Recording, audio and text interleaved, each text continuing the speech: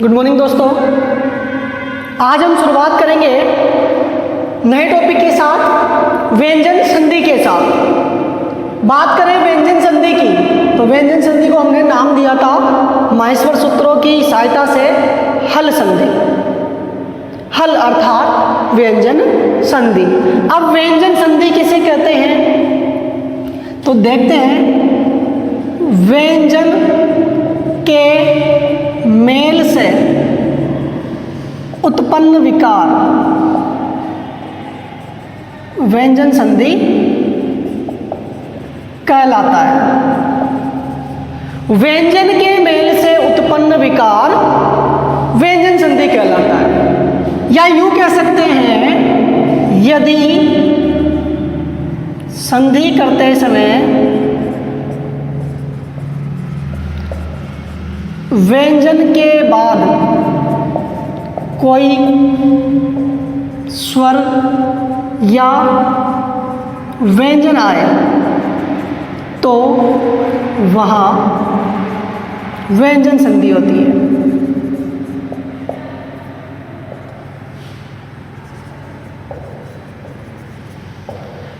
यदि हम संधि कर रहे हैं, संधि बना रहे हैं, उस समय व्यंजन के बाद यदि कोई स्वर या व्यंजन आए, किसके बाद? व्यंजन के बाद, तो वहां व्यंजन संधि होती है। व्यंजन संधि को 3 भागों में पढ़ेंगे। पहला है सचुत्व संधि, दूसरा था स्तुत्व संधि, तीसरा है जसत्व संधि। सूत्र की बात करें, तीनों का सूत्र अपने सामने है।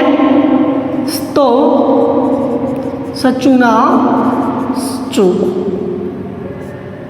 स्टो स्टूना स्टु,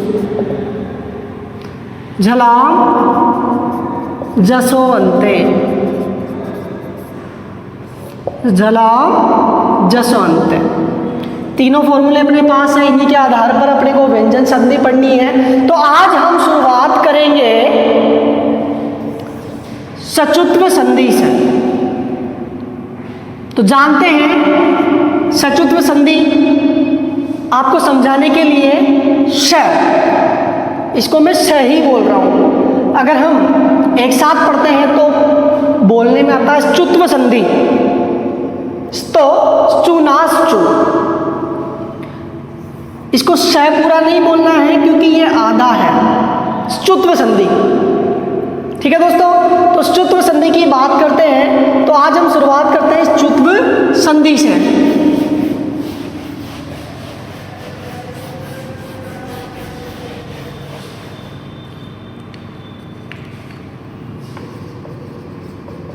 स्तुत्व संधि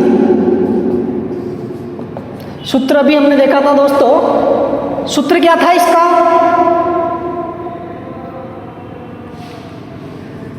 स्तो स्चुना स्चु। बात करें सूत्र के बारे में, तो सूत्र कहता है यदि स का, श यहां से लिया, श आधा है, आधा लिया है, शकार तो अर्थात त वर्ग, त वर्ग की बात करते हैं तो त वर्ग अर्थात त वाली पूरी लाइन, त थ द ध न, ये अपना त वर्ग। यदि शकार त वर्ग के बाद शकार या च वर्ग,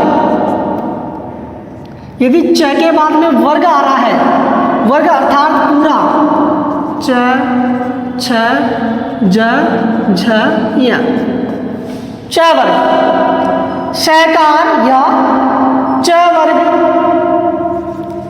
आए तो इसके बाद में ये त वर्ग के बाद में ये या ये आए सहकार के बाद में शकार, तय वर्ग के बाद में श या च वर्ग आए तो शकार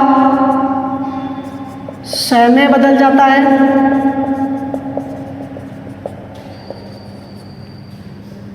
तथा तय वर्ग च वर्ग में बदल जाता है। देखो, यदि सकार तय वर्ग के बाद सकार या च वर्ग आए तो श में बदल जाता है और तय वर्ग को च वर्ग में बदल दिया जाता है। देखिए दोस्तों कैसे है, देखना, श धन श या च वर्ग,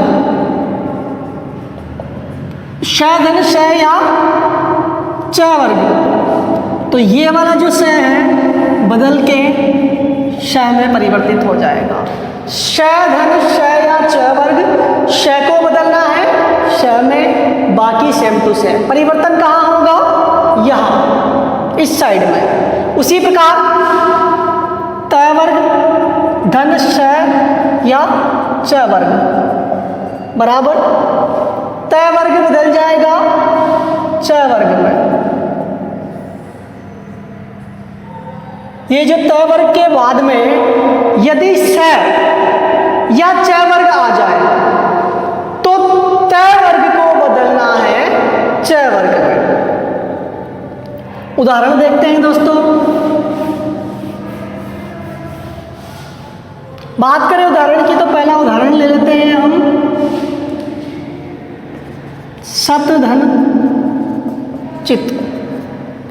अब देखिए दोस्तों यहाँ व्यंजन है, व्यंजन के बाद में व्यंजन आ रहा है तो ये हमारी व्यंजन संधि है। बात करें व्यंजन संधि में कौन सी संधि है तो फॉर्मूला हमने पढ़ा था स्तुत्व संधि का, स्तो स्चुनाश्चु। यदि तय वर्ग के बाद में, यदि तय वर्ग के बाद में च वर्ग आ जाए तो वहां स्तुत्व संधि होती है। तय वर्ग के बाद में च वर्ग आ रहा है, सूत्र लगाना है कौन सा वाला? स्तो स्चुना सचु। सूत्र क्या करेगा? तय वर्ग को बदल के च वर्ग में कर देगा परिवर्तन। यदि तय वर्ग का प्रथम अक्षर आ रहा है तो इधर च वर्ग का प्रथम अक्षर आएगा। नोट, देखिए इधर तय वर्ग आ रहा है, प्रथम अक्षर आ रहा है, बदलना है च वर्ग में तो प्रथम अक्षर बदलेगा प्रथम अक्षर में, तय बदलेगा च में, थ बदलेगा छ में, द बदलेगा ज में, ध बदलेगा झ में। ठीक है, बदलना कैसे है? इधर प्रथम इधर प्रथम। ठीक है, अब देखते हैं स्तो चुना सूत्र के माध्यम से तय वर्ग बदल जाएगा च में तो सच धन चित संयोगे च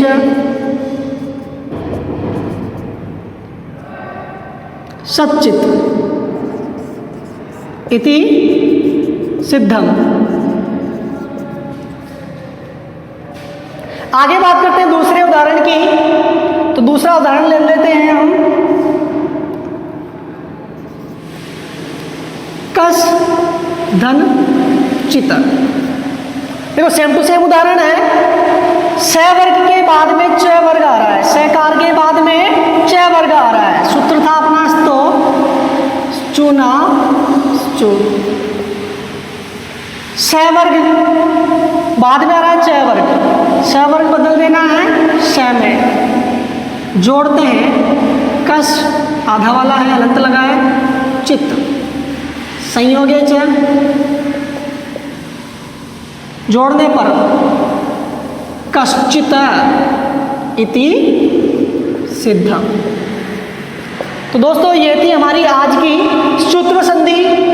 उदाहरण सबके पढ़ेंगे। नेक्स्ट वीडियो में इसका पूरा उदाहरण हम देखेंगे और अच्छे तरीके से इसको जानेंगे।